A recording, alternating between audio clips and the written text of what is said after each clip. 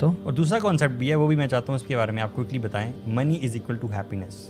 یہ ہمارا بڑا کانسیپٹ ہے کہ آپ خوش تب ہوگے جو آپ کے پاس پیسے آئیں. ایک بڑے مزے کی اسٹوری ہے کہ ایک بندہ ایک شخص سے کہتا ہے یار تم نا یہ نا تم اس کا جو بھی کاروبار تھا اسے کہتے ہیں یار مچھلیوں کا شاید غالباً کاروبار تھا، کہتے ہیں یار تم نا اس کے اندر یوں اس کو نا ایسے کرو گے تمہارا ایکسپینڈ ہوگا. تو اس نے کہا اچھا پھر کیا ہوگا؟ اسے کہا تم اس کو اور ایکسپینڈ کرو گے، اور وہ بتاتا رہا نا کہ اس کو پھر تم ری انویسٹ ایسے کرنا ایسے کرنا ایسے. تو کہتا ہے اچھا پھر کرتے کرتے نا وہ اینڈ تک پہنچو. اسے کہا پھر تمہیں بہت خوشی ملے گی. اسے کہا تو خوش تو میں بھی ہوں، تو آرام سے بیٹھ کے میں اتنی محنت اتنی خواری کرنے کے بعد خوشی حاصل کروں. I am already happy. تو خوشی از ہمیں نا تھوڑا سا سیڈلی سوسائٹی جس میں ہم پھر رہے ہیں نا، ہمیں خوشی کو ان مٹیریل چیزوں سے لنک کر دیا گیا. اور یہ اتنی ڈینجرس چیز ہے، اتنی ڈینجرس چیز ہے جو ہم بلکہ ایک دفعہ پچھلے ایک دو پوڈکاسٹ میں ڈسکشن ہوئی تھی ڈوپامین ہٹس کا نا. ایک چیز ہم جو بھی چیز لیتے ہیں، ہم نیا موبائل لیتے ہیں، نیا کپڑا لیتے ہیں، اس کی خوشی ظاہری طور پہ وہ کتنی دیر رہتی ہے؟ کچھ میکسیمم گھنٹہ رہ جائے گی. ود ان آور وہ چیز ڈیمینش ہو جاتی ہے. آپ بڑی سی بڑی گاڑی بھی لے لیں نا، آپ اس کے اندر ایک ڈرائیو مار کے آئیں گے، دوسری ڈرائیو میں وہ فیلنگ نہیں آئے گی، بیکاز وہ ایک ٹیمپریری چیز ہے. ان میں خوشی وہ اس کا اس سے تعلق نہیں ہے خوشی کا. یہ ایک ہے ایک تھوڑی دیر کے لیے آپ کو ایک مزہ آ گیا نئی چیز کا آ گیا. یس خوشی is linked with completely other things. The charm of everything, you know, this is tried and tested. The charm of every single blessing, every ni'mah of this dunya, it ends, subhanallah, you know, چاہے وہ گاڑی ہے، motor cycle ہے، کوئی بھی چیز آپ کو فیسینیٹ کرتی ہے. The only charm which remains نا، چاہے آپ جتنا مرضی اس کو اوور ڈو کریں، جو مرضی کریں، it is the remembrance of Allah subhanahu wa ta'ala and reading Quran. اللہ تعالیٰ نے تبھی تو قرآن میں کہا نا کہ دلوں کا جو سکون ہے نا وہ اللہ تعالیٰ کی ریممبرنس ہے. یار سوچیں نا ذرا، ایک کتاب ہے آپ کو کہ فزکس کی کتاب جو ہے وہ آپ اوور اینڈ اوور اگین بار بار پڑھتے رہے. یار بندہ ایک بار ہم سے نہیں پڑھی جاتی تو بار بار تو مشکل ہو جائے گی. لیکن جسٹ تھنک اباؤٹ دس قرآن، جو اتنے 1400 سال پہلے سے کتاب چلی آ رہی ہے، مسلمان جو ہے اس کو پڑھتے ہیں اور اتنی زیادہ کلاسز ہوتی ہیں، یو نو، ہر کیٹیگری کے لوگ پڑھتے جاتے ہیں، اور ایوری ٹائم یو ریڈ نئی چیزیں نکلتی ہیں، but no one gets board. That's the real thing. اصل میں یہ جو ہے نا کہ ایک ڈیلیوژن ہے کہ when I get money I get happiness, ٹھیک ہے، یہ بہت فیک کانسیپٹ ہے. Yes you get temporary good feelings, temporary pleasure ملتا ہے، لیکن ultimately human nature has been designed in a way کہ جس میں you want more and more. آپ چاہتے تھے کہ میں یہاں تک پہنچ جاؤں نا تو I will be happy. This never happiness. یاد رکھیں، یہاں پہنچیں گے تو you will desire to have more. Until and unless آپ کی لائف میں گریٹیٹیوڈ نہ آ جائے، شکر گزاری اور دینا نہ آ جائے، آخرت کی وہ نہ آ جائے، تب تک آپ کبھی خوش نہیں رہ پائیں گے. And ultimately you will have life full of میزریز.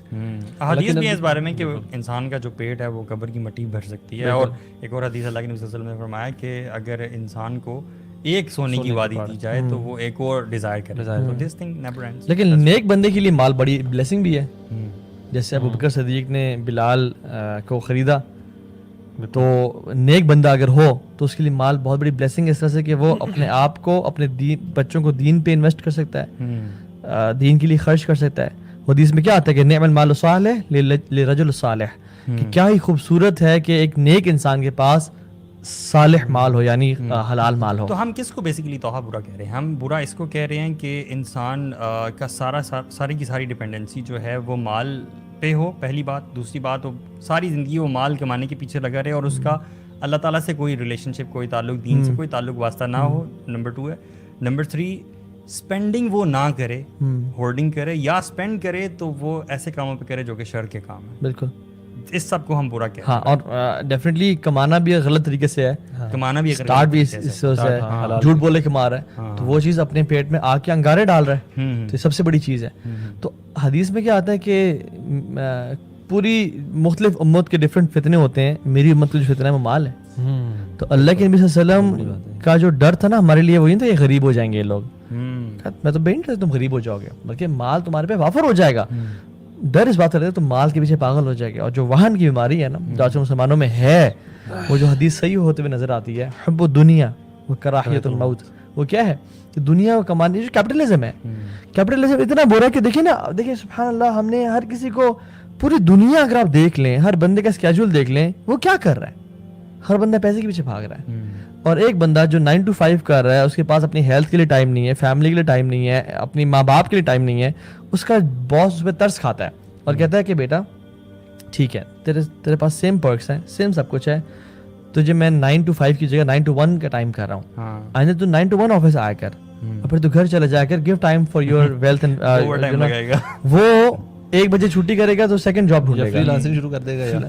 مطلب اتنا کیپٹلزم کا جو ہے نا یہ پیک کا دور ہے. صحابہ کرام کیا وہ تو مال سے ڈرا کرتے تھے رائٹ, کہ کہیں مال آئے تو اس کے ساتھ مسائل نہ لگے. میرے ذہن میں حدیث آ رہی ہے اللہ کے نبی صلی اللہ علیہ وسلم کی کہ ان کے پاس ایک صحابی آئے اور ہی واز کائنڈ آف صحابی جو کہ بڑے نیک تھے اور ہمیشہ مسجدوں میں آنا اور مسجدوں میں نظر آیا کرتے تھے مطلب باقاعدگی سے.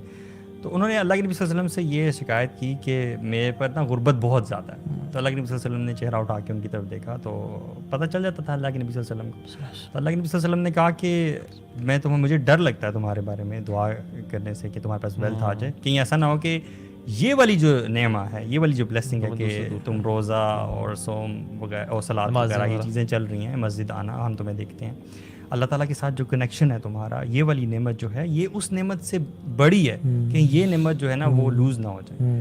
لیکن انہوں نے ریکویسٹ کی اور اللہ کے نبی صلی اللہ علیہ وسلم نے ان کے لیے دعا کی تو اللہ تعالیٰ نے ان کو مال دیا. اب جو مال زیادہ ہوتا رہا, وہ شیپ اینڈ گوٹ اور وہ ساری چیزیں, ان کا بزنس بڑھتا رہا, تو وہ صحابی جو ہیں وہ کم نظر آنے لگ گئے مسجد میں. دن میں ایک شاید نماز ان کی مسجد میں ہوتی تھی, پھر اسی طرح سے جمعے کے جمعے ہونے لگی اینڈ دا صحابی واز گون. تو یہ چیز ہے کہ مال جب آتا ہے تو اٹس بیسکلی اے ٹیسٹ. وہ آپ کا ایسے بھی ہو سکتا ہے کہ ایمان لے کے اپنے ساتھ چلا جائے. یہ ویسے نا ایک بڑے اس میں ایک اور جو اچھا پوائنٹ ہے نا نوٹ کرنے والا, کہ اگر کوئی اللہ کا نیک بندہ ہے, اس کو لگتا ہے یار میرا اللہ تعالیٰ سے کنیکشن اور مال نہیں آ رہا, تو maybe this is one of those reason کہ مال شاید اس کے لیے فتنہ کا باعث بن جائے. تو اللہ تعالیٰ وانٹس کہ یار یہ بندہ اسی حالت میں رہے گا انشاءاللہ, اس کا میرے ساتھ جو آپ بات کہہ رہے ہیں. میں نے بڑی خوبصورت حدیث پڑھی اس بارے میں, سبحان اللہ. وہ حدیث ایک ہی بار مجھے ملی یار, تو اس کے بعد ملی بھی نہیں وہ حدیث, میں ڈھونڈوں گا, لیکن وہ صحیح حدیث تھی کہ اللہ تعالیٰ جو ہیں وہ کچھ لوگوں کو مال اس لیے نہیں دیتے کیونکہ اللہ کو پتہ ہوتا ہے کہ اگر اس شخص کو میں نے مال دیا تو اس کا ایمان جاتا رہے گا.